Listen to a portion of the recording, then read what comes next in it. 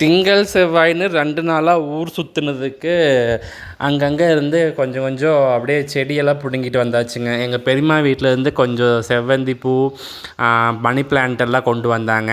அதுக்கப்புறம் பார்த்திங்கன்னா, நேற்று அத்தை வீட்டுக்கு போனப்போ அங்கேருந்து டேபிள் ரோஜா, அப்புறம் வெத்தலை கொடியெல்லாம் கொண்டு வந்தோம். சரி கொஞ்சம் தான் ஒரு சின்னதாக ஒரு கார்டன் செட்டப் மாதிரி பண்ணலாம், ஏன்னா தண்ணி இங்கே நிறையா இருக்குல்ல அப்படின்னு.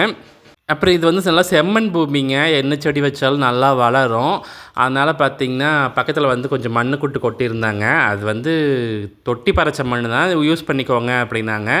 அதை கொண்டு வந்து நம்ம வீட்டு போட்டிக்குள்ளே வந்து செடி வைக்கிற மாதிரி கொஞ்சம் கட்டி விட்டுருக்காங்க. அதில் வந்து மண்ணெல்லாம் போட்டு நப்பி விட்டுட்டேன். அதுக்கப்புறம் 3 பட்டா பிரித்து வச்சுருக்கேன். ஒன்று வந்து மணி பிளான்ட்டுக்கு, இன்னொன்று வந்து வெத்தலை கொடி, இன்னொன்று வந்து டேபிள் ரோஜாவுக்கு, அப்புறம் புதினாவும் வைக்கலான்ட்டு இருக்கேன். என் கைக்கும் அம்மா கைக்கும் என்ன வச்சாலும் சுத்தமாக வராதுங்க. எங்கள் அப்பா வந்து அந்த செடி தூக்கி போட்டு போனால் கூட அந்த செடி நல்லா வளரும், அந்த மாதிரி எங்கள் அப்பா கை.